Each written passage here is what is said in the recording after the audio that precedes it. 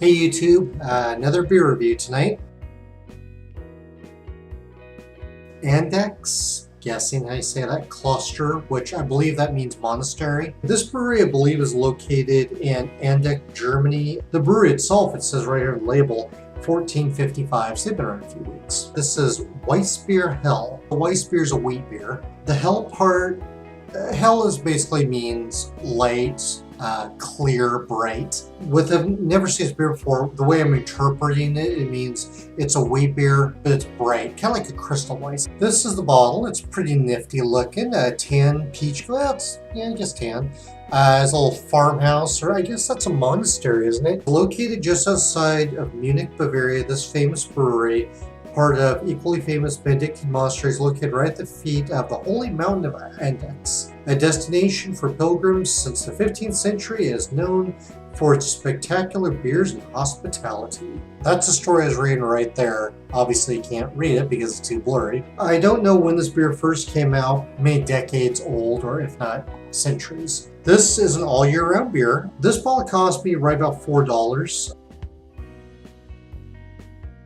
The website doesn't really say much. Yeast is bottled directly with it's put in the bottle. Light honey color, creamy fine poured head, distinctly fruity aromas like banana and honeydew melon, followed by cloves. Very tangy and full body. It has a little bit of a sweet honey flavor, a delicate acidity, and a little bit of a bitter hoppiness that subsides. The malts that tend to be common in these are Pilsner, wheat malts, bread cracker, possibly grainy. Wheat will give us a little bit of sweetness, and of course wheat flavor. I believe most of the flavors are actually going to come from the yeast and the hops, not the malts. Noble hops, and there's only about 4 or 5 varieties. Spicy, piney, earthy, maybe a little bit of fruity depending on what they put in here. The yeast flavoring compounds, the ester compounds, are what really provides a good chunk of flavors in these beers. They say it's full body right on the website. 5.5% alcohol says it on the site and on the bottle. I have no idea what the IBUs are. Wheat beers are a combination, like I said, of the wheat malt, the regular, Pilsner malt, and just a really good yeast. A little bit fruity, maybe citrusy.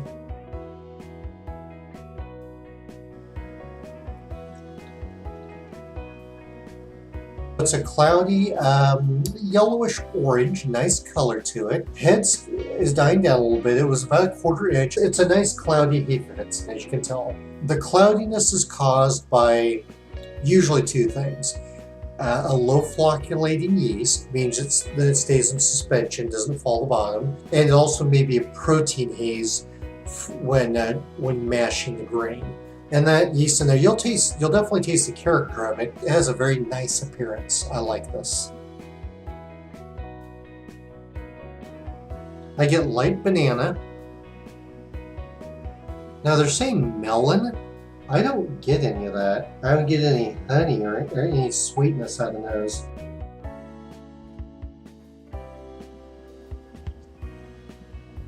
About 70–80% of it goes to the roof of my mouth. The remainder's on my tongue and dances around. The flavors brush against the roof of my mouth and then they kind of evaporate. They don't slide, fall, nothing. There is a residual banana aftertaste. It's pleasant, but it doesn't stick around very long. It tastes medium bodied. A little bit of spicy in there. Well, it says a delicate acidity, so maybe that's it. I taste what may be some citrus in there. They mentioned tangy in the description. I could see that. The citrus is very light. No candy notes. I don't get any maltiness. I'm not really tasting any of the base malts in here, except, like I said, a little bit of sweetness, maybe from the yeast too, though. There's no bread, no biscuit, cracker, no bitterness that I can detect. The banana clove is the most noticeable, followed by that citrus character. There's a tiny bit of sweetness to it, but not much. That likely would come from the wheat malt. Being the hell part, the clear and bright, it's obviously not that. Does that look clear and bright to you? It does have a clean taste to it. Initially it was solid, a little more thin, but not too bad. I feel this is a simple recipe. I don't think they use too many malts in it. I think they're relying on the yeast to flavor it. What is in there is nicely done.